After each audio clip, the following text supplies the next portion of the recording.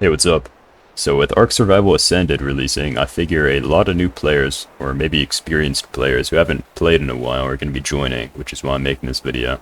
I know when I was new, I was basically clueless at the game, and I pretty much just kept taming parasaurs because I didn't really know any better. But hopefully this video will educate you on what tames you should get first in Ark Survival Ascended. The Sarcosuchus is essentially a giant crocodile, so as such, it's actually very fast in water and also pretty deadly on land. In Ark Survival Evolved, I would pretty often get the Sarco as one of my first tames because it's one of the best non-flyer travel mounts you can get. It's also great for exploring and gathering oil and silica pearls early in the game in order to craft gasoline and electronics. And on top of that, they're actually also pretty easy to tame too. In the wild, they walk slowly, so you can just kind of take your time shooting trank arrows at it. The Mosschops can be annoying to tame due to its luck-based taming method, but once it tames, you can use it to gather basically any organic material you want.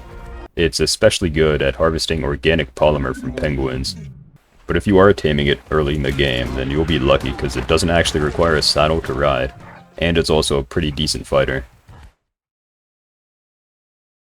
The Iguanodon is pretty much an upgrade to the Parasaur in basically every single way. It's quicker and also has infinite stamina when running, which can be very useful for escaping predators. And this, along with its good weight capacity, combined with its ability to jump, makes it a great choice for exploration. And being an herbivore, you can also use it to harvest bushes to get a good source of narco berries. Now, this wouldn't exactly be a beginner tames list without including the Pteranodon, so here it is at number 2. The Pteranodon is the first flyer that most people will probably get, because it's primarily found on beaches, and they only take a couple tranks to be knocked out. They're pretty fast with average stamina, but they have very little carrying capacity, so that makes them especially well suited for just scouting out base spots or maybe high-level creatures to tame, but don't expect to be hauling materials around with them.